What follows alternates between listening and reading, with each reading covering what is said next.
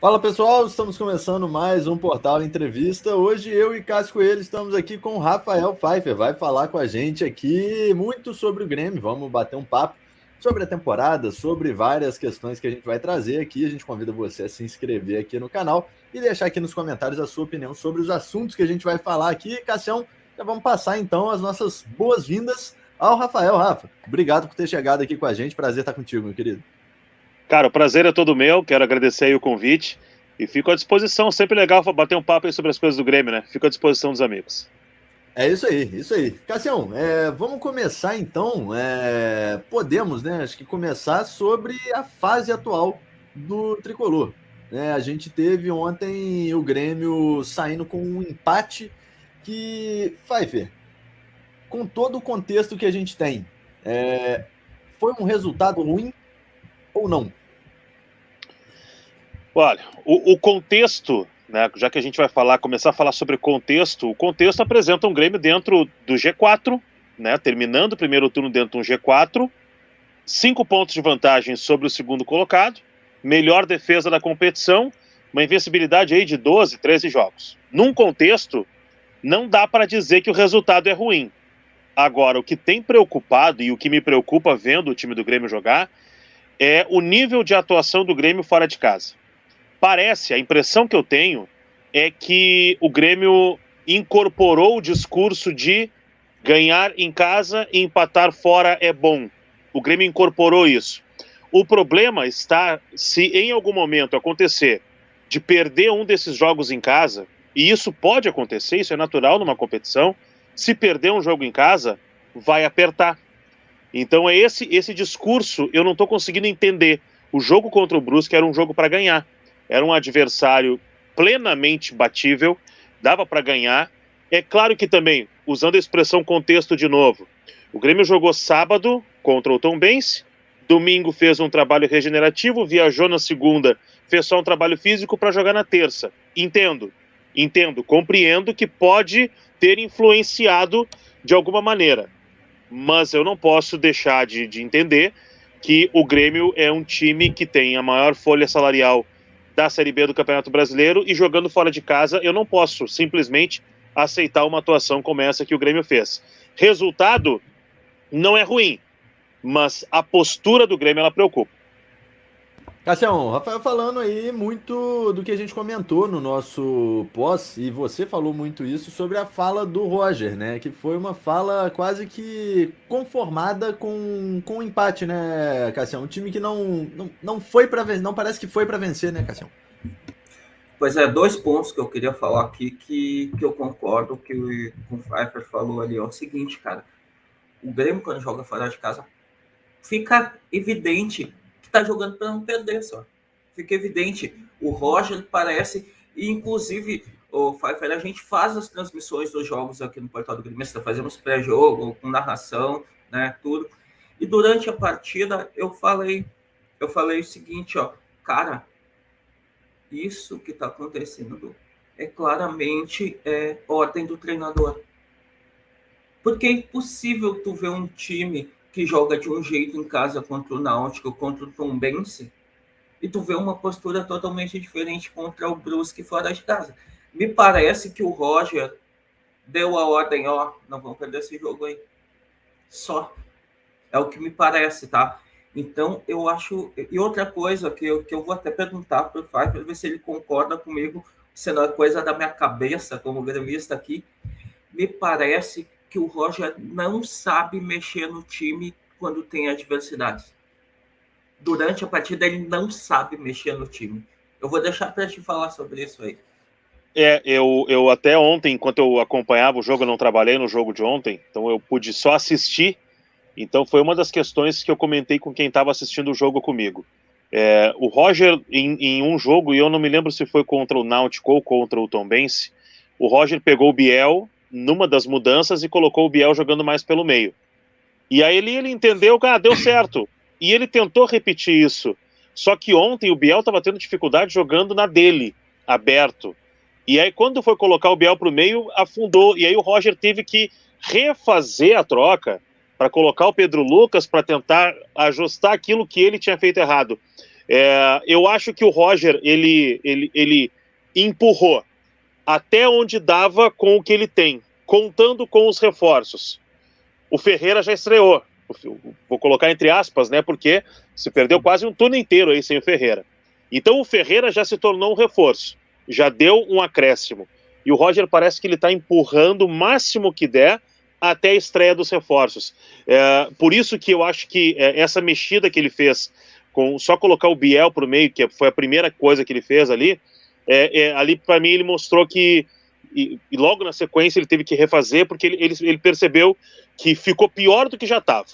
Então, acredito que sim, o Roger ele tem dificuldade, principalmente quando o jogo está complicado, quando o jogo está encardido.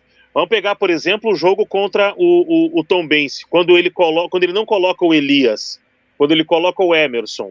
Ali o jogo já está ganho.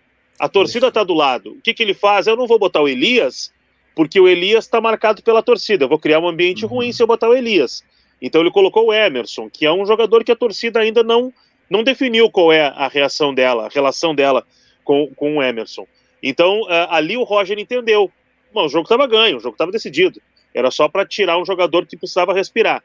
Então eu concordo que em determinados momentos, e com falta de opções, e a gente vê que o grupo do Grêmio, as opções que tem no banco, elas são muito parecidas num nível baixo.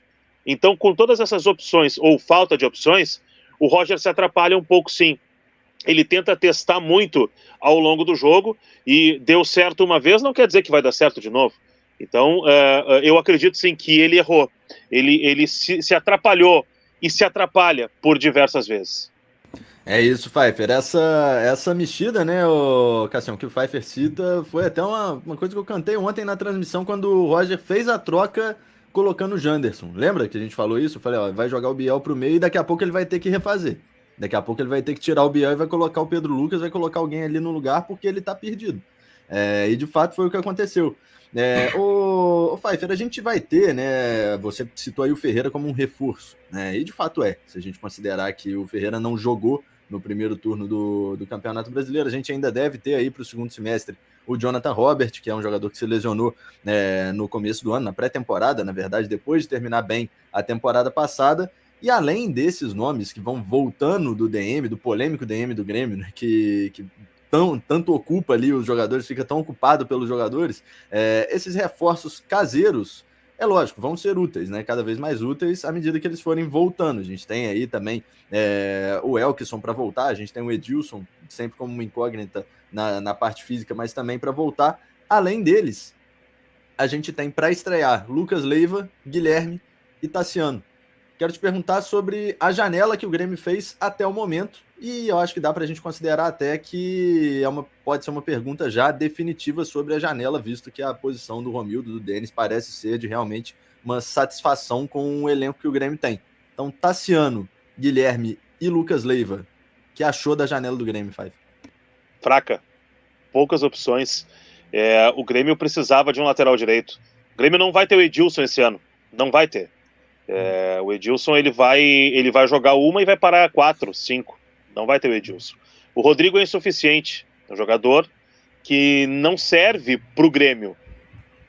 Daqui a pouco para jogar um campeonato gaúcho, ok, mas não é um jogador que serve para o Grêmio. Ele está muito abaixo daquilo que o Grêmio merece. O Grêmio precisa de um meia. O Tassiano não é esse jogador, né? Não é. Eu acho no plantel atual, da maneira como o Roger vem escalando, vem colocando o Grêmio em campo, o Tassiano vai ser titular absoluto. Mas é pouco. Precisava mais. Eu tenho dito muito nos espaços aqui, principalmente aqui na Rádio Guaíba, eu tenho dito muito que esse esquema dos dois extremas, ele tá me cansando já um pouco. E eu queria ver o Grêmio jogando com um segundo atacante.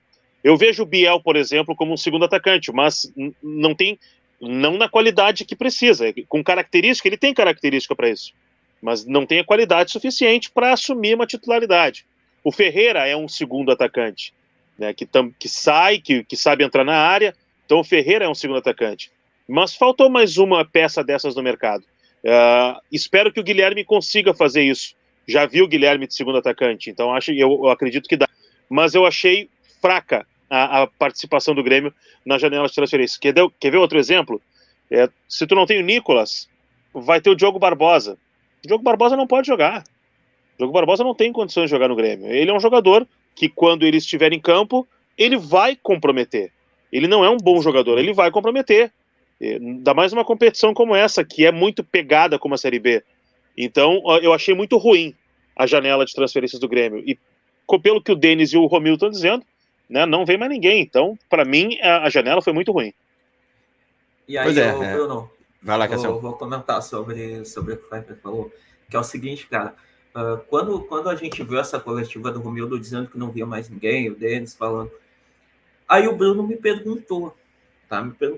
Aí eu respondi com conformismo já, o que fazer então? Aí eu falei para ele, olha, não vai ver ninguém para lateral direito, eu queria um lateral direito, não vai ver ninguém. Mas aí se tu parar para pensar, o Roger pode vai ter que improvisar no caso, porque aí quem nós temos para poder jogar? Tem o Rodrigo, tem o Edilson, que provavelmente, como tu falou, não vai jogar muito, tem o Varela que pode jogar ali, tem o Sarará que pode ser improvisado ali, e tem o Rodrigues que pode ser improvisado ali. Eu vou falar com toda sinceridade. E o Tassiano, querendo ou não. Com toda sinceridade, para mim, desses disponíveis, o Rodrigues seria o que encaixaria melhor na lateral. Não sei se o Pfeiffer concorda comigo, depois eu vou deixar falar do ponto de vista, porque assim, o Rodrigo Ferreira eu acho muito fraco. Ele não é bom no apoio e também eu não acho ele muito bom defensivamente. O Rodrigues eu acho que tem uma parte defensiva um pouco melhor. Não apoia, mas tem uma parte... Então o cara fica naquele, sabe? Como que o Roger vai ajeitar isso sem reforço? Já na lateral esquerda, eu sempre pedi, eu acho que eu estou pedindo desde o começo da Série B, no lateral esquerdo, porque o Diogo Barbosa não tem condições. Tá? E aí, Pfeiffer, com isso que a gente tem aqui, o que a minha ideia, né, o que eu faria? Eu subiria o Cuiabano, que está jogando muito, ele é reserva do time de transição agora, mas quando ele entra, ele muda a partida lá. Eu subiria ele para ser o reserva imediato do Nicolas. É a opção do que a gente tem ali. Eu vou deixar para ti, né, que está sempre respirando o Grêmio, está sempre dentro aí, o que tu acha dessas improvisações que o Roger pode fazer? O fato é que ele vai ter que improvisar, né? Ele não tem opção porque a direção não deu opção para ele, então ele vai ter que improvisar. O Varela eu acho bem insuficiente, o Sarará na lateral não me agrada, e o Rodrigues, eu tenho sérias restrições ao Rodrigues, tá? Vou deixar bem claro assim, porque eu acho ele extremamente limitado tecnicamente. Mas é um jogador que, se tu arma um esquema e tu coloca o Rodrigues como um lateral como o Roger foi nos anos 90, um lateral que era muito mais defensivo do que ofensivo e subia pouco, tu pode ganhar um acréscimo para o lado esquerdo. Né? Tu protege o teu lado direito e consegue soltar o teu lado esquerdo. O Nicolas é um que sobe. O Grêmio tem vários... O Ferreira joga pela esquerda. O Biel gosta de cair pela esquerda. O Campaz cai pela esquerda. O Bitelo é um jogador que gosta de jogar mais pelo lado esquerdo. Então, a partir do momento em que tu bota um cara que tu não precisa soltar muito ele, então aí serve. Então o Rodrigues, se tu botar numa ideia de um zagueiro defensivo, de um lateral defensivo, eu prefiro muito mais o Rodrigues do que qualquer um outro, apesar das restrições que eu tenho a ele. Agora o Cuiabano, falando lá pelo lado esquerdo, o Cuiabano, o Roger botou ele... o Cuiabano eu fiz uma confusão aqui. Eu estava confundido com o Lucas Cauã, que sentiu quando foi utilizado no Campeonato Gaúcho. O Cuiabano é um jogador que sentiu muito o ritmo de treino do profissional. Ele não conseguiu entrar no mesmo ritmo dos treinos. E então o Grêmio está precisando fazer um trabalho específico com ele. O mesmo trabalho que fez com o Pedro Lucas, está tendo que fazer com o Cuiabano. Quando ele chegou no profissional, ele sentiu muito a diferença de treino que existe entre a base e o profissional. O ritmo é completamente diferente, o nível de treino é completamente diferente, e ele sentiu muito isso. É por isso que ele ainda não subiu. O Grêmio está apostando no Cuiabano para a próxima temporada. E também vai tentar não queimar o guri, né? Por como ele sentiu nos treinos, diferente, por exemplo, do Emerson, que chegou no treinamento e chegou abafando, deixa pra mim. Não, ele também, o Emerson, ele é um jogador limitado também. Vamos olhar ele jogando, ele é limitado, mas é um jogador que tem personalidade. E com personalidade fica mais fácil tu botar o cara numa fogueira como essa de Série B do Campeonato Brasileiro. Então eu acho que está sendo muito mais um trabalho feito de preparação do Cuiabano, porque de fato a informação é essa. Ele sentiu o ritmo de treinamento quando ele passou a treinar com o grupo principal. E aí entra um fator, né, que o Grêmio precisa de um lateral. O Grêmio não vai atrás de um lateral. O Grêmio tem um bom lateral nos aspirantes, que não tem ainda condições de jogar com o grupo principal. E aí o que o Roger vai fazer? Tem que utilizar. Eu não sei, assim, ó, como eu sou torcedor, eu sou mais fanático, porque eu sou torcedor. O Pfeiffer, ele é jornalista, tal, ele é mais assim, né, neutro, ele consegue ver o negócio mais neutro. Mas eu vou te dizer uma coisa, ontem eu fiquei muito irritado pelo seguinte: até o técnico do Brusque viu que o Diogo Barbosa é insuficiente, porque o Brusque atacou diversas vezes por aquele lado ali, durante o jogo inteiro. E aí eu fico pensando, pô, imagina se dá alguma coisa séria no Nicolas, e aí, com quem que a gente vai ficar? Só tu pegar o gol do Brusque, né? O gol do Brusque foi em cima do Diogo Barbosa. Aí por aí. Ali, não dá. Ele ficou parado. Ele ficou parado. A função dele ali era marcar o Wallace. E a gente conhece o Wallace. O Wallace jogou no Grêmio. A função dele era marcar o Wallace. O que tu faz na marcação? Tu vai pelo menos subir com o cara. Tu não pode deixar o cara subir sozinho. A gente conhece esse veneno pelo lado do Grêmio. Quando a bola chega no Diego Souza em condições, não tem quem pare o Diego Souza. Agora, quando o cara entende que ele tem que grudar no Diego Souza, quando o Diego Souza subir, ele tem que subir junto, o Diego Souza já tem dificuldade. Vai valer o mesmo para qualquer um. Então tu não pode simplesmente estar na marcação do Wallace e deixar ele se movimentar. E foi Diogo Barbosa. E depois teve um segundo lance, logo na sequência, uma segunda falta que também foi jogada, e estava lá o Diogo Barbosa marcando ele de novo ali, e eu pensei, agora vai ser o 2-1, mas o cara bateu a falta no primeiro pau. Mas o Diogo Barbosa é um jogador que ele vai te afundar, porque ele não tem, ele tá marcado, o momento dele é ruim, ele já teve um bom momento no Palmeiras, enfim, a gente entende, só que ele é hoje um jogador num declínio técnico muito grande, e ele é completamente insuficiente para o que o Grêmio precisa nesse momento. Já é um desgaste dele com o Grêmio, né, o Pfeiffer? E vou levantar duas questões aqui sobre ainda essa questão de reforços. Primeiro, a gente está falando muito, né, a gente ouve a torcida falar, né, muito do Roger, do trabalho do Roger, questionar o trabalho do Roger, até nessa boa sequência que o Grêmio tem. Mas aí a gente vê nessa breve troca de ideia que a gente teve aqui já, que o Grêmio tem uma limitação nítida de peças, né? O Grêmio não entregou, né? O Pfeiffer, você falou, é uma opinião nossa aqui também no portal do Gremista, que a janela do Grêmio é abaixo do que o Grêmio precisa.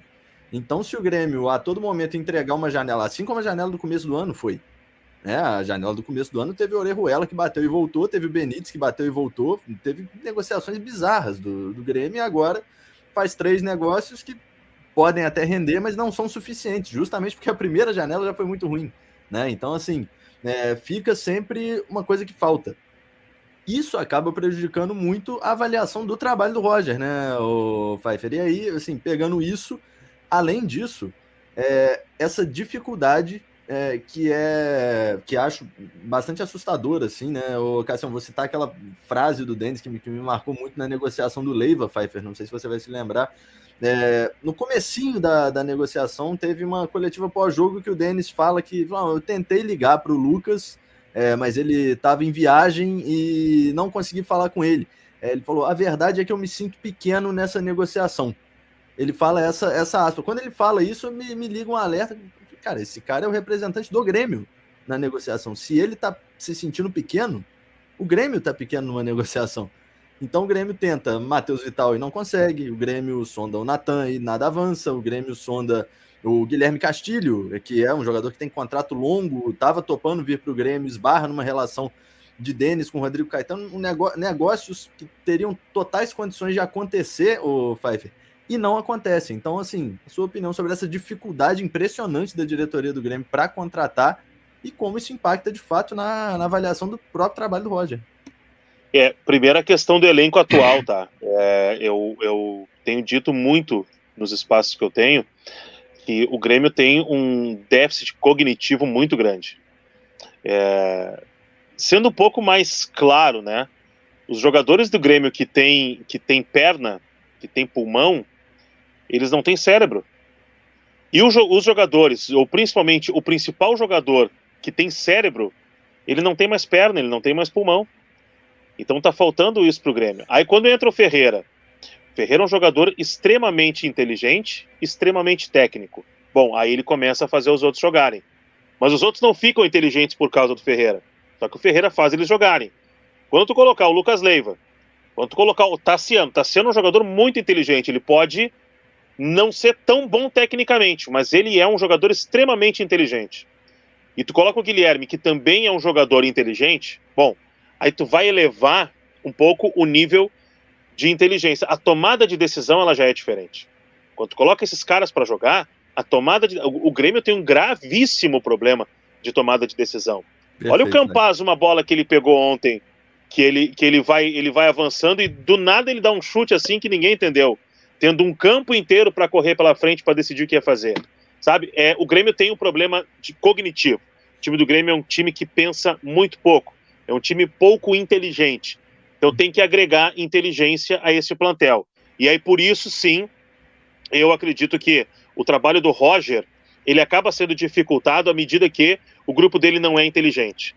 E o Roger é um cara que, e as coletivas mostram isso, o Roger, ele é um cara que ele gosta de usar os termos muito técnicos, a gente acompanha treino, a gente vê que o treino dele é com muita metodologia, e os jogadores do Grêmio estão atrapalhados nisso, esse grupo de jogadores.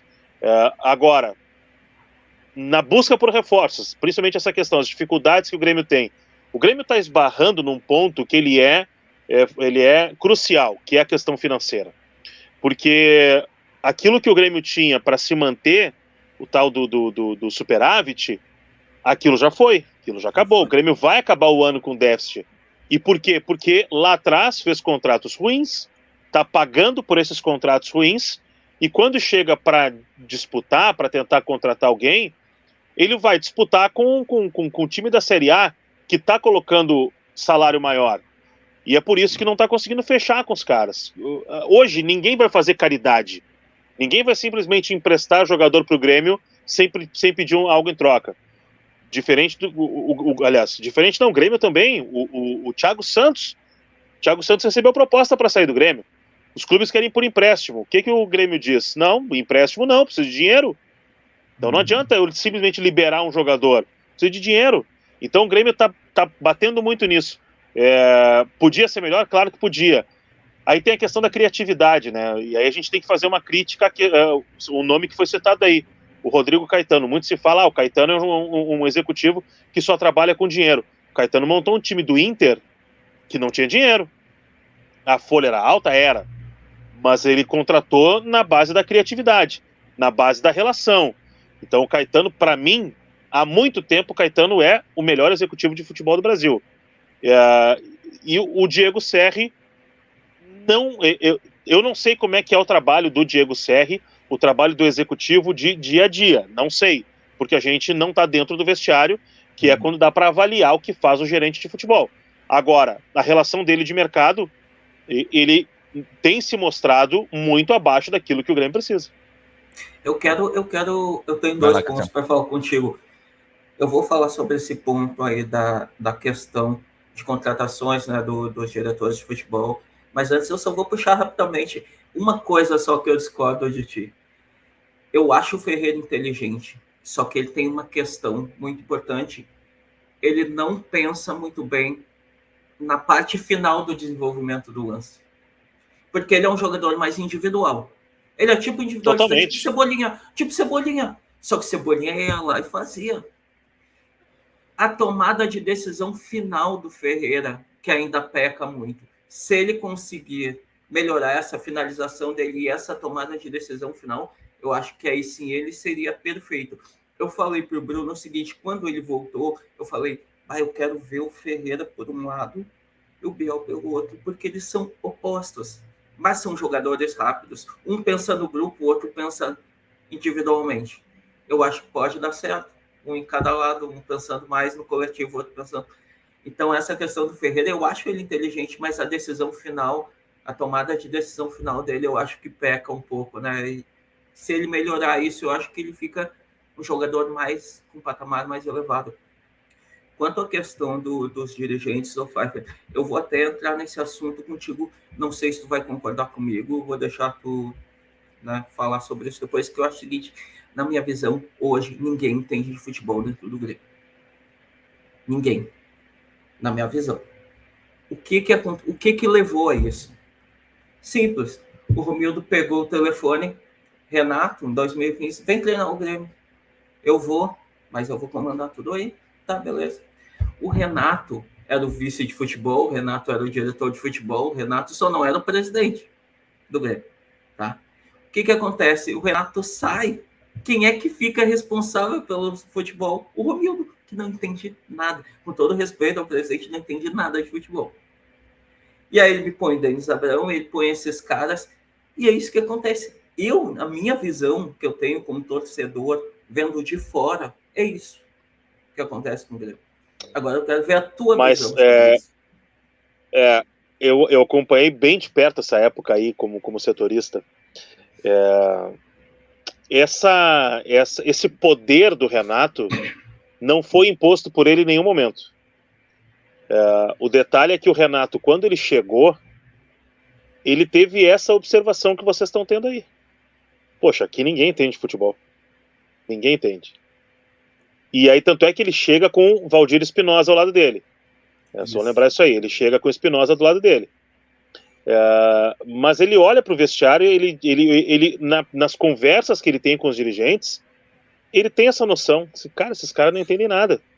Não entendem nada. Eu até, às vezes, eu tento segurar um pouco a língua, mas agora eu vou soltar, não adianta. Ele olhou, conversou com o Odorico Roman. Cara, o Odorico não entende nada de futebol. Ele conversou com o Adalberto Praz. O Praz está lá nos anos 80. E aí ele estava com o Espinosa, que é um cara que, apesar da época, já era um cara que tinha parado de treinar, que andou um pouco afastado. O Espinosa foi um cara que, como o filho do Espinosa é um cara do meio do futebol, o filho do Espinosa sempre puxou o Espinosa para seguir se atualizando. Então o Espinosa chegou, sabe, bom, o Espinosa tem história, né? Então o Espinosa chegou e ao lado do Renato eles construíram um detalhe. E aí o Espinosa acabou incomodando muita gente dentro do vestiário. Exatamente por isso, porque essas pessoas não gostavam da figura do Espinosa circulando dentro do vestiário, porque o Espinosa entendia mais do que eles, tinha mais moral do que eles, né? E aí eles ficaram sem saber o que fazer. E aí quando há uma sequência, o Renato tem ao lado dele, quando o presidente sai o Odorico, o presidente bota o Duda, e o Duda pede o Alberto Guerra do lado, ali é o momento em que o Renato recebe alguém que vai trabalhar ao lado dele, aliás, acima dele, né, porque é um dirigente, e que pode chegar para o Renato e discutir com o Renato sobre as questões do futebol. Que ali é a figura, da minha visão, a figura do Alberto Guerra, que é um cara que se preparou, um cara que entende de mercado, um cara que entende da função de executivo de futebol, que se preparou para isso. Então, ali ele chega e tem um cara que trabalha isso com ele. Só que também o futebol é uma fogueira de vaidade, o Guerra não é da gestão, não é dos grupos que são a base de sustentação do Romildo. O que acontece? Eles fazem de tudo para tirar o Guerra, e aí voltam aqueles que seguem sem entender nada de futebol. O Grêmio não preparou ninguém, o Grêmio não preparou a saída do Renato. O Grêmio simplesmente entendeu que não serve mais. Pum! Explodiram. Tá, e agora? O que vão fazer? Não sabia o que fazer. Exatamente, cara. É exatamente isso que a gente discutiu, assim, eu acho que a gente está, desde que o Renato saiu, a gente está falando sobre isso, que não prepararam, ficaram órfãos ali. E eu vou dizer uma coisa, já que tu falou do Espinosa, isso eu prestei atenção como torcedor, eu comentei com outros torcedores, conversando sobre o Grêmio e tal, que parece que a derrocada do Grêmio se dá bem quando o Espinosa sai. Com a saída do Espinosa. Com a saída dele, o Grêmio começa... É porque o Espinosa é o cara que encosta no Renato e não é que ele vai dizer o que o Renato tem que fazer, mas ele é o cara que orienta o Renato. Ele é o cara que, na hora que o Renato tem um problema, é o Espinosa quem orienta o Renato. Não é a direção, não é o presidente. A relação do Renato com o Romildo era uma relação muito próxima. Agora, era só com o presidente Romildo. Com os outros não, porque o Renato sabia que não adianta conversar, aqui não tem papo, aqui não avança. E o Espinosa era o cara que, ao lado do Renato, era o cara que fazia a coisa avançar. Mas aí aquela coisa que a gente diz, né? O vestiário, ele é uma fogueira de vaidade. Se tu não tá agradando o cara ali porque tu tá brilhando mais do que o outro cara, vai ser corrido na hora. E foi o que aconteceu com o Espinosa. Ô, Pfeiffer, pegando 2 pontos da sua fala, ô Cassião, que são coisas que a gente comenta aqui também, até fazendo uma projeção, já caminhando no nosso bate-papo, você fala, Pfeiffer, sobre vaidade, e você falou aí, quando citou o Espinosa, que ele incomodou internamente no Grêmio, né? Que ele incomodou dirigentes, ele incomodou pessoas que estavam ali para tomar decisões que o Espinosa acabava crescendo. E aí, o que acabou batendo, né, para esse incômodo é justamente uma vaidade, né? Você se importar mais com você mesmo do que com o clube. E o dirigente do Grêmio ou de qualquer outro clube, o sucesso passa muito por não ser dessa forma, né? Por não ser vaidoso, por você se importar primeiro com o clube e depois com o seu interesse pessoal. Você passa pelo clube, né? O clube é quem fica, você tá ali prestando um serviço ao clube. Isso acontece muito, Pfeiffer, não só no Grêmio, né, mas no futebol em geral, né? O dirigente de futebol, o diretor, o presidente, muitas vezes ele parece que se comporta como dono do clube, né? É uma coisa que é uma coisa meio possessiva. E a gente vê o Romildo, essa direção do Romildo hoje, em 2022 e 2021, ano da queda, a gente falava muito, né, Cassião, sobre o sumiço do Romildo. No ano passado, o Grêmio, né, em toda aquela situação, ninguém aparecia para falar. O Denis Abraão parece que foi colocado ali para apagar incêndio. Na verdade, só tacava mais fogo ainda. Então, assim, a gente teve também a situação do Romildo se arrastando muito com a possível candidatura ao governo do estado esse ano. E ele foi se pronunciar. E quando ele se pronunciou, foi para mim uma coletiva muito marcante também, porque ele falou dele, ele não falou do Grêmio, em momento nenhum na coletiva. Ele falou, eu também tenho meu lado pessoal, explicou várias coisas dele ali. Ele não falou do Grêmio em momento nenhum na coletiva, em que ele abre mão da candidatura ao governo do estado. Pfeiffer, pegando todo esse contexto, esse ano a gente tem um ano político no Grêmio, né? É um ano eleitoral, a gente está em julho, em outubro a gente tem eleições no Grêmio. É lógico, é uma coisa que a gente não vai ver, na minha visão, tá, Pfeiffer? Não sei até se você concorda com isso, mas eu acho que a gente não vai ver isso impactar tão diretamente no resultado da Série B, até porque isso acontece em outubro, a Série B já acaba em novembro, né? É um mês ali que vai faltar. A janela já vai ter fechado, enfim, já vai estar tudo mais ou menos definido, a meu ver. Mas, para o futuro do Grêmio, depois de todo esse contexto conturbado, como é que você vê esse ano eleitoral e o cenário político do Grêmio?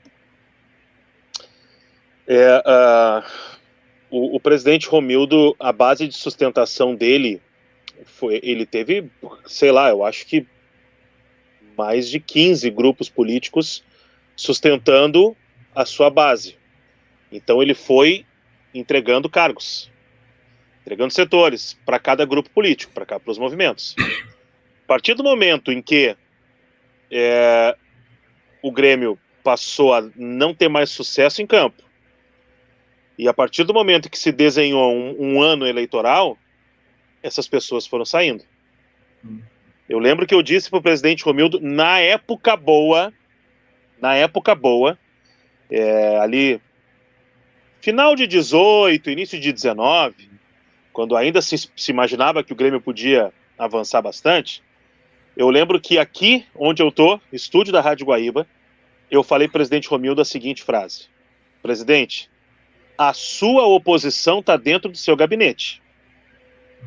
Aqueles que serão seus opositores estão dentro do seu gabinete.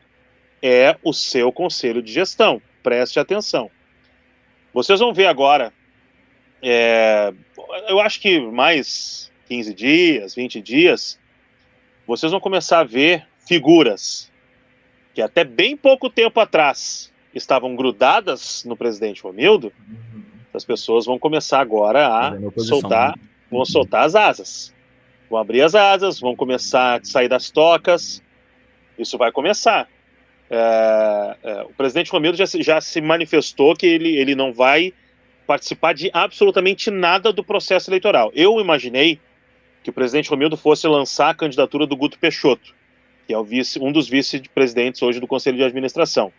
Mas o Guto, ele é um cara que é jovem ainda, e eu acredito que ele vai ser um candidato daqui a alguns anos. Ele precisa trabalhar um pouco mais no clube. Ele é um cara bem atuante, só que ele ainda não tem um nome, não tem representatividade junto à torcida. Muito se fala do Denis Abraão concorrer à presidência. Ele garante que não, mas eu tenho acompanhado muito a movimentação de bastidores e tem um grupo que está tentando convencer o Denis Abraão a ser um candidato para que a situação possa marcar presença. A eleição ela vai estar dividida, tá, entre Odorico Roman e Alberto Guerra. Vai ser essas duas frentes. E tu acha que essa questão, claro, foi o Romildo que trouxe esse pessoal da oposição, mas tu acha que essa questão de eles já tinham algo em mente para começar a jogar essa crise?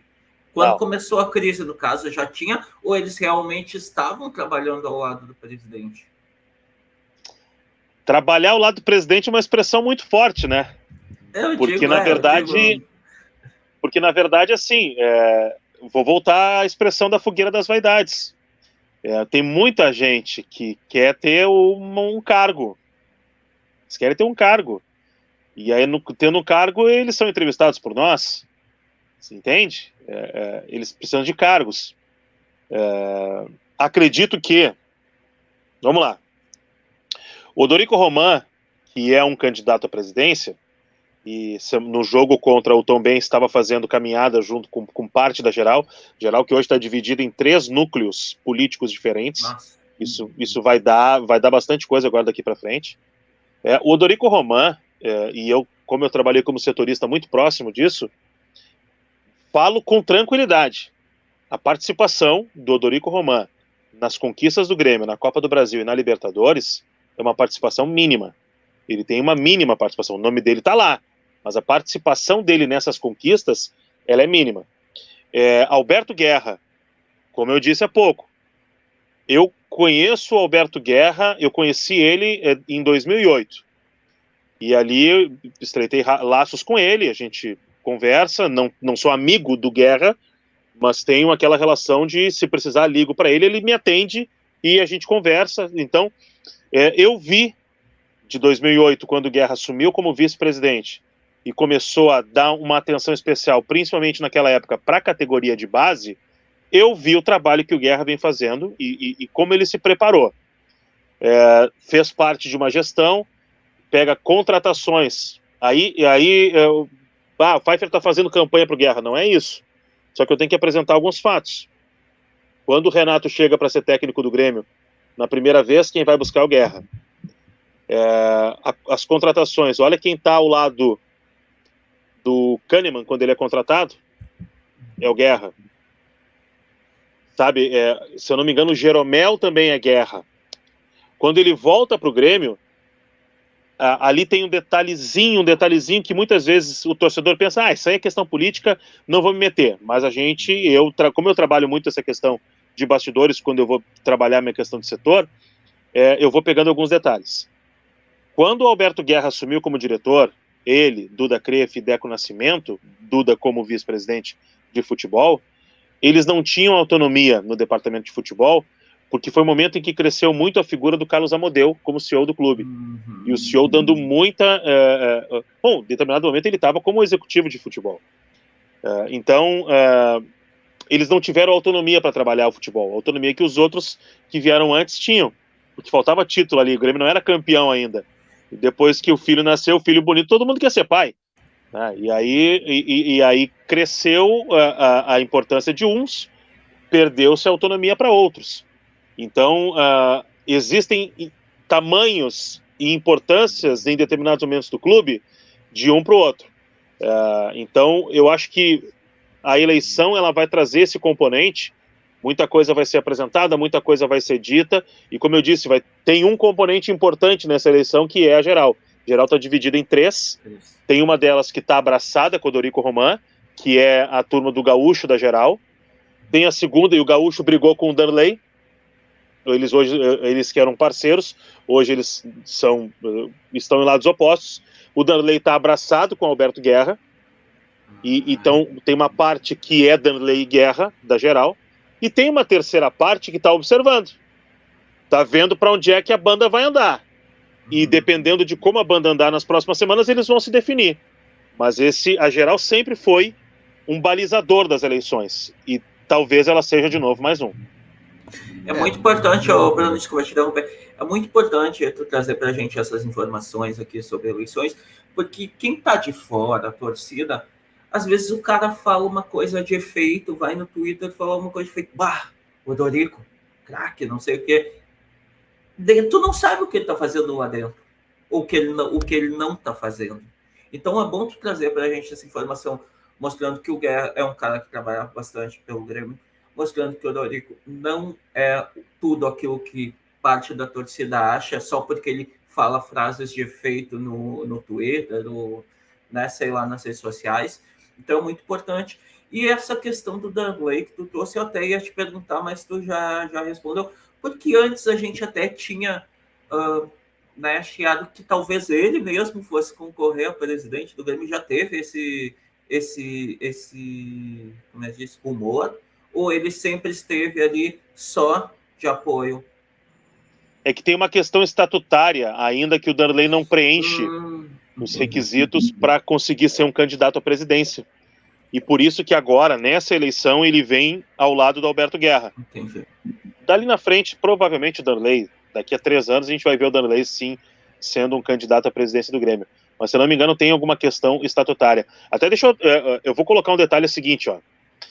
O Odorico Roman é um baita cara. Sabe? Ele é um cara que... como é que eu vou dizer? Ele não... Dificilmente tu vai ver ele desejando mal para alguém. Sabe? Ele é um baita cara. O Odorico Roman é um baita cara. Mas ele é um cara de pouca influência dentro do vestiário. Com o Odorico... Vestiário que eu digo, não só vestiário, do clube. Eu tenho quase certeza, eu vou te dizer que convicção de que se o Odorico Roman for eleito presidente do Grêmio, a figura do Adalberto Praz é quem vai ter muito mais voz ativa do que o próprio Odorico Roman. Pela experiência do Praz, pelo currículo, por tudo que o Praz representa, acho que o Praz não tem voto. O Praz não tem um apelo popular, mas ele tem experiência. E ele seria o cara que ia dar as coordenadas para o Odorico Roman. Eu vou dar uma sugestão aqui, acho que boa parte da torcida do Grêmio já leu o livro, e se não leu, eu vou dar uma sugestão aqui, se vocês me permitem, porque claro, conta 10 anos de bastidores e justamente isso do que eu estou contando, que é o livro do João Paulo Fontoura, do meu amigo João Paulo Fontoura, que foi durante 10 anos assessor de imprensa do Grêmio. Eu trabalhei no Grêmio, eu trabalhei durante 10 anos também, só que eu trabalhei 1 ano com o João Paulo, foi o período. Então ele chegou e pouco tempo, não chegou 1 ano, pouco tempo depois eu saí. Então eu vivi 10 anos dentro do Grêmio, conheci muito esse bastidor do Grêmio, e o João Paulo trabalhou 10 anos dentro do vestiário do Grêmio. E ali ele traz alguns detalhes que, se o torcedor do Grêmio pegar esse livro, Jornalismo e Vestiário, do João Paulo Fontoura, vai entender exatamente isso que eu estou dizendo. Que são coisas que eu vi e coisas que eu ouvi, né, e que eu li com relação ao que pode ser aí o futuro do Grêmio. O Bruno, oi, Fai. Eu tenho uma pergunta quanto a esse assunto. Eu posso fazer antes de... Eu acho que vai querer mudar o assunto depois, mas é o seguinte, pode fazer, depois eu vou caminhando. Eu vejo a torcida do Grêmio e fala muito assim, ó, tá sempre essa mesma velharada, né? Velharada dentro do Grêmio, tá sempre essa coja, sempre... Cara, como é que se faz para renovar isso? Não tem como. Não tem como mudar isso. Porque, se tu for ver, é um carrossel. É sempre os mesmos nomes, sempre. Mas para pensar, o Romildo foi uma tentativa de renovação. Ninguém conhecia o Romildo. Exatamente. É verdade. O Romildo era um prefeito lá em Osório, aliás, de excelente trabalho na prefeitura de Osório por 2 mandatos, que foi vice de futebol do Fábio Koff, e que, com o Fábio Koff, conseguiu fazer um bom trabalho, mas quando ele assume com uma herança, eu costumo brincar com isso, a herança é um Filipão. Então ele pega o presidente Romildo, que não era tão conhecido ainda, com a figura do Filipão. Então, quando o Filipão sai do Grêmio e o Romildo contrata o Roger, ali surge a figura do presidente Romildo. Ali ele consegue ser o presidente. E ali ele constrói essa imagem de presidente que chega a ser cogitado para o governo do estado. Então, o Romildo foi uma tentativa de renovação. Agora, depois dele, eu citei quem? Eu citei Guto Peixoto, que é um cara jovem, que daqui a pouco vai aparecer, mas a gente não vai ter muitos outros, não.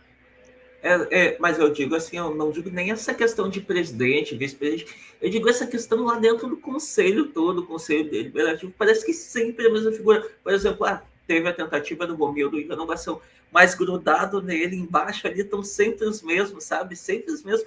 Tu mesmo falou aí nessa questão do Espinosa. Eu aposto que esses caras que não estavam gostando do Espinosa eram esses mesmos que eu estou falando aqui. Entende? Não tem como renovar isso. Não tem como, sabe, fazer uma renovação desse conselho. Porque, olha, cara, os mesmos caras desde lá dos anos 90, eu acho. Me corrija se eu estiver enganado. Eu vejo os mesmos nomes desde lá de trás, cara.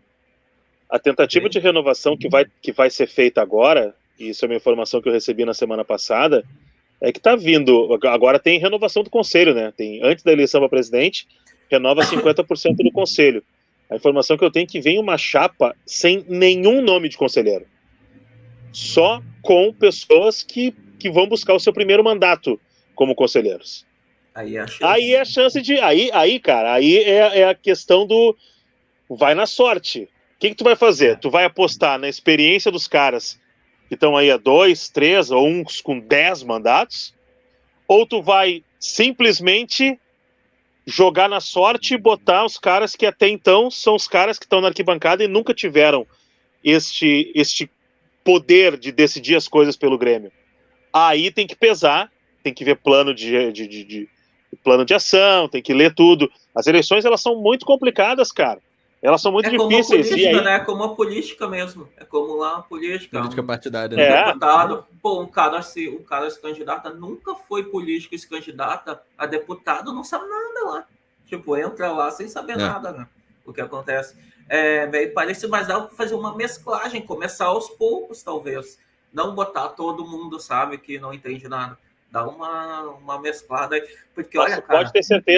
Pode ter certeza que agora, quando tiver a eleição para o Conselho, quando começarem a surgir os nomes das chapas, os 30 primeiros nomes vão ser sempre os mesmos. Vão ser os caras que estavam na eleição nos anos 90, que estavam no início dos anos 2000, que estavam em 2010. E que não vão largar o osso, né, Faz? Eles não vão largar, cara. Eles não vão largar. Porque assim, ó, pois tu para pensar, cara, funciona exatamente como uma política, tipo...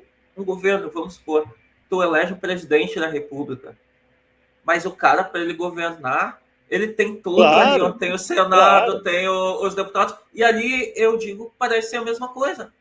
Aí, tipo, os deputados do Grêmio, eles são sempre os mesmos.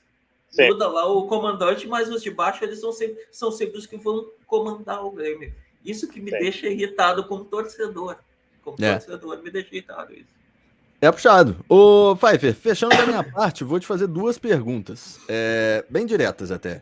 Dentro desse cenário político muito conturbado que a gente tem, né, toda essa indefinição, né, acho que assim, tem como a gente definir algumas coisas, né, isso que você falou, que o Cassião estava falando, que a gente estava trocando essa ideia de nomes repetidos sempre voltarem a aparecer, mas no geral, acho que não há ainda não há um nome, né, Cassião, não tem quem a gente olhe e fale, pô, vai ser esse cara. é certo que vai ser esse cara, né? Até por conta da própria indefinição da geral, que foi uma coisa que você citou, né, Pfeiffer? Mas assim, na tua visão hoje, primeiro, quem seria o nome, ou a chapa, ou a composição ideal para essa sequência do Grêmio? E outra, fechando da minha parte, Grêmio sobe ou sobe campeão, ou vai passar aperto para subir? Vamos lá. Cara, eu tenho medo de estar fazendo, de as pessoas me escutarem e achar que eu estou fazendo campanha, tá? Mas eu vou me posicionar, porque não dá para fugir disso. E a gente não está numa campanha eleitoral daquelas que a gente não pode dar opinião, né? Então eu vou dar minha opinião. Eu acho que para este momento, o Alberto Guerra é o nome ideal para o Grêmio. Até porque eu conheço as pessoas que estão no entorno do Alberto Guerra. Então eu acredito que, para o bem do Grêmio, tá, o nome do Alberto Guerra, ele é, neste momento, o melhor. Sobre subir, eu acho que o Grêmio não vai conquistar o título. Mas passar trabalho também acho que não, tá? Eu acho que o Grêmio vai subir ali segundo, terceiro, e vai deixar uma briga final ali para Bahia, para Sport, para Vasco, sabe? Acho que o Grêmio vai dar um... O Grêmio é o time que melhor vai se reforçar na janela, apesar do Vasco com o Alex Teixeira, mas o Grêmio é o time que melhor vai se reforçar na janela, apesar de tudo. A gente está falando de Série B, né? Se a gente for comparar com a Série A, aí, bom, esquece, aí não tem papo. Mas, na realidade, Série B, o Grêmio é o time que melhor vai se reforçar. Então, não acredito que o Grêmio consiga buscar o Cruzeiro. Acho pouco provável que busque o Cruzeiro. Mas eu acredito num Grêmio subindo em segundo lugar e deixando essa briga de foice aí para Bahia, Sport e Vasco. Acredito muito em Bahia e Vasco. Não sei, eu acho que o Sport não tem time para subir. Acho que vai ser Bahia e Vasco e o Grêmio subindo ali junto com o Cruzeiro. Tô contigo, Pfeiffer. Cassião, manda ver. Eu já deixei com o Bruno aqui. Eu acho que umas 3, 4 rodadas atrás eu disse, Bruno, deixa anotado o que eu vou te falar. O Grêmio não faz menos de 70 pontos nesse campeonato. Ele anotou. Ó, vamos ver se eu vou acertar. Ele anotou ali. O Grêmio não faz menos de 70 pontos. Depois me cobra. Mas a questão... Não, depois pode me cobrar. E quanto ao Vasco, Pfeiffer, eu concordo contigo ali. O Vasco, cara, eu assisti o jogo ontem. O Vasco, boa parte da partida, conseguiu ser dominado pelo Ituano em casa. Dentro de casa. Eu assisti todo o jogo, eu fiquei impressionado. Os caras o Vasco vai subir. O Vasco vai subir na força da torcida. Eu acho também. Por mais que tenha jogado em casa contra o Ituano e não ganhou, a torcida do Vasco ela faz diferença. Eu estava lá em São Januário no jogo do Grêmio com o Vasco. A torcida do Vasco vai fazer o clube subir. Na hora que decisiva, a torcida do Vasco, e assim como a torcida do Cruzeiro. A torcida do Cruzeiro também vai levar o time nas costas. O time do Cruzeiro não é muito bom, mas a torcida vai levar nas costas. Então, por isso que eu acho que o Vasco sobe, né, muito na força, muito na garra da torcida, e aí acredito muito mais no Bahia do que no Sport para pegar essa última vaga. Eu tenho o último agora, Bruno, então, para a gente fechar a entrevista, senão a gente vai ficar até amanhã conversando. O assunto está muito bom. A gente, quando é de Grêmio, né, a gente fica conversando, passa o tempo, e a gente não vê. Vamos para o futuro, então. Tá, vamos para frente. O Grêmio subiu. Mantém ou não mantém o Roger? Mantém quantos atletas no grupo? Quem fica? Tirando essa parte política, tá? Porque a gente sabe que vai mudar o presidente. Vamos supor, ganhou o Pfeiffer, presidente do Grêmio, tá, da 2023. Mantém o Roger ou não mantém? Mantém quem no grupo? Eu só vou te dizer antes mesmo, eu vou dizer assim, ó. Olha, eu fui polêmico quando eu falei isso, porque eu não manteria o Roger. Agora eu vou deixar para ti. Tá, primeiro eu vou no grupo, tá? Eu seguro um goleiro, não seguro os dois, um eu negocio. Então, não sei se o Breno, não sei se o Gabriel, mas eu ficaria com um goleiro só. Jeromel e Kahneman renovando, óbvio. Bruno Alves faria força para ficar com ele, acho bom jogador. Nicolas fica pro meu time, Nicolas fica. Vijaçante fica, mas não como primeira opção. Bom, óbvio, Lucas Leiva, né? Fica. E acho que eu vou parar por aí. Bitelo. Acho que eu Vai negociaria. ser difícil ficar, né?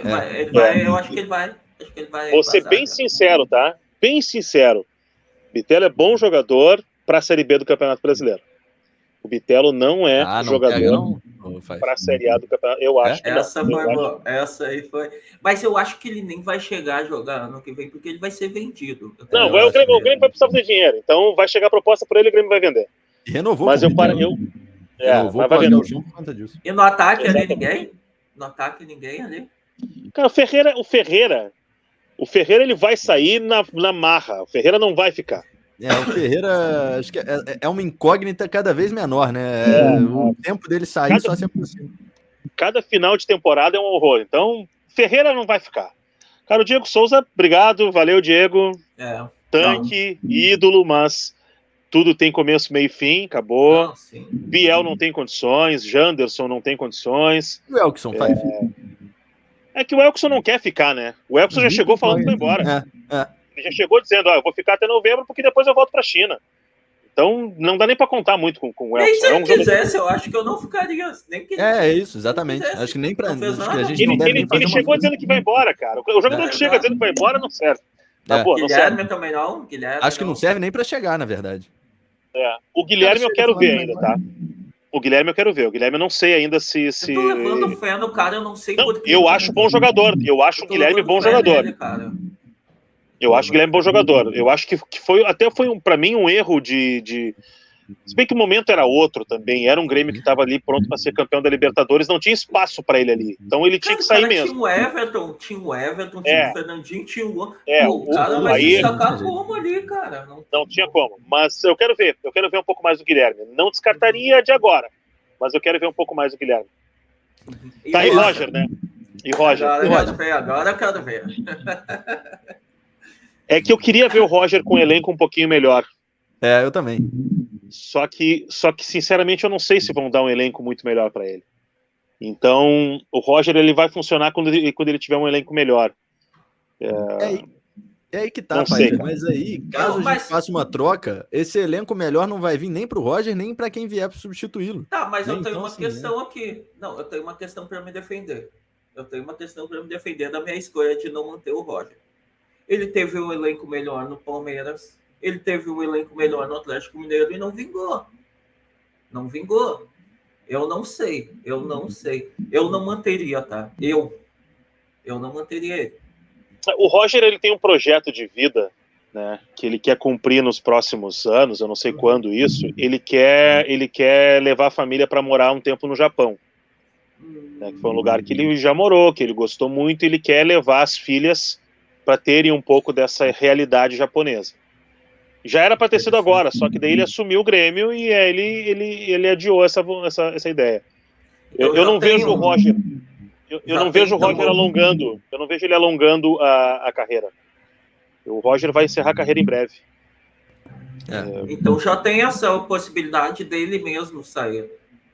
Tem mesmo pedir para sair no final do campeonato, né? Então já tem.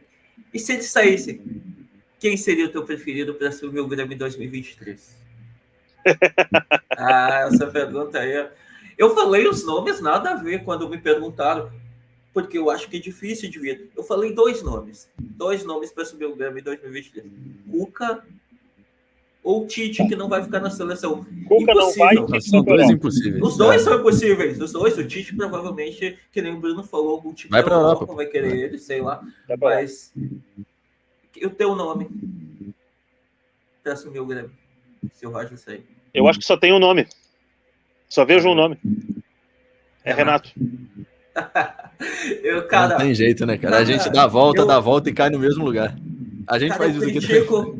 Eu critico o Renato, mas, cara, eu amo o Renato. Sério, não tem como, cara. Cara, quando o Roger tava escorregando, porque eu entendi o que o Roger quis fazer com o Grêmio na Série B, né? Ele mesmo explicou, ele foi reforçando a parte defensiva, ele foi melhorando para frente e foi soltando o time. Só que quando a torcida tava chiando ali, cara, eu já tava pro Bruno, só o Renato pode assumir o Grêmio, cara. Só o Renato. Eu acho que é, cara. É impressionante. Eu acho que a maneira como o Renato saiu, ela foi muito errada. E eu acho que o Renato precisa encerrar uma espécie de ciclo. E se o Grêmio chega a subir, eu traria o Renato de volta. Vamos ver o que acontece, então, nessa sequência. Eu apoio, né? tá? Eu tô nesse balaio com a maioria da torcida do Grêmio, que eu tenho certeza que também querem. Apoiamos. Várias enquetes, várias coisas vão rolar aqui no nosso YouTube. Pfeiffer, te agradeço por ter chegado aqui com a gente. Baita bate-papo contigo, viu? Um prazer ter você com a gente aqui. Portas abertas para você voltar sempre. Cassião, fechamos mais uma, né? Baita conversa com o Pfeiffer. Mais uma. Obrigado pela disponibilidade do tempo, né? Que eu sei que tá sempre correndo aí, né? Pra lá e pra cá, tá acompanhando o Grêmio, tá acompanhando o pessoal aí. Um abraço, pessoal da Guaíba aí também, né? Um abraço, pessoal da rádio aí. E obrigado por ter tido esse papo aqui com a gente sobre o Grêmio. Cara, eu quero agradecer o convite. Obrigado por ter me convidado. Parabéns pelo trabalho de vocês aí. Eu fico à disposição sempre que a gente puder. É só chamar e a gente bate mais um papo aí. Fico à disposição de vocês. Bacana demais. Rafael Pfeiffer, baita bate-papo com a gente em mais um Portal Entrevista. Pfeiffer, a gente agradece de novo, sucesso para você e a gente acompanha o Grêmio. Com o Pfeiffer com a gente aqui no Portal do Gremista, todas as informações sobre o Tricolor. Abraço, Pfeiffer, abraço, Cassião, todo mundo que assistiu a gente. Até a próxima. Agora ficou muito mais fácil para os gremistas ficarem atualizados sobre o Imortal Tricolor. O aplicativo Portal do Gremista traz todas as notícias do Tricolor Gaúcho organizadas de uma maneira simples e fácil de ler. Acesse vídeos, lives e muitos conteúdos atualizados diariamente. Fique por dentro das últimas notícias sobre contratações, dia a dia do clube, treinamento, tabela dos jogos. E o melhor, agora tudo isso na palma da sua mão. Com apenas o celular você consegue acessar o que tem de melhor e mais atualizado sobre o Grêmio de qualquer lugar. Pensado para você torcedor que quer ficar atualizado sobre o Grêmio em tempo real. Baixe agora mesmo o app na Google Play Store. Aplicativo Portal do Grêmio.